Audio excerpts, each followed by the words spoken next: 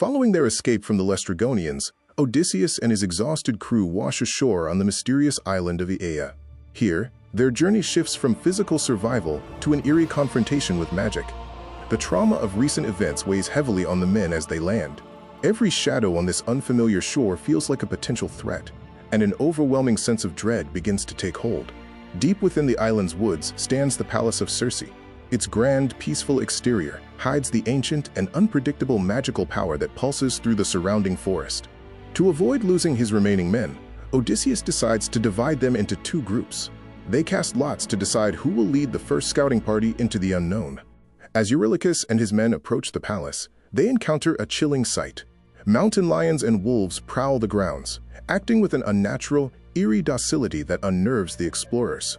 Circe greets the weary travelers with the grace of a perfect host, ushering them into her halls for a lavish banquet, promising to soothe their spirits with food and wine.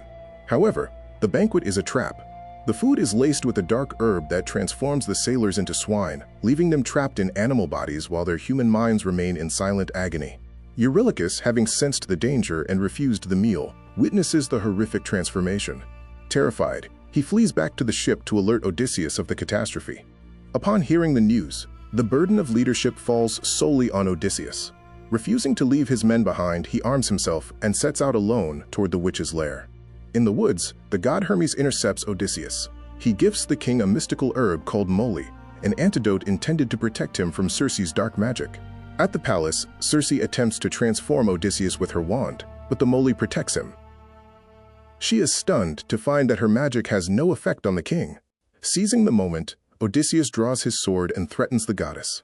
The predator quickly becomes the prey in this sudden, dramatic reversal of fortune. Recognizing she has met her match, Circe yields.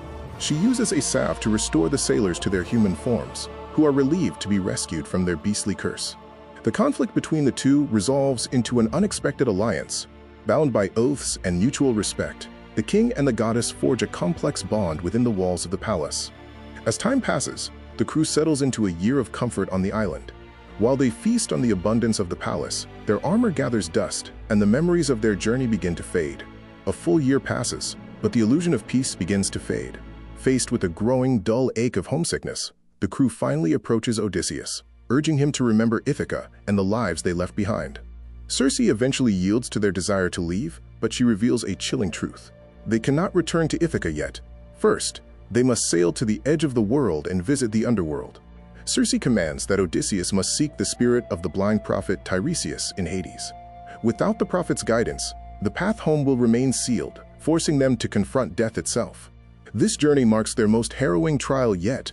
The sailors must navigate into the dark, shifting their saga from a physical journey to a mystical descent into the abyss. Odysseus has survived the magic of Aeaea, but the true cost of his homecoming is clear. The next dawn will not bring them closer to Ithaca, but to the shores of the dead.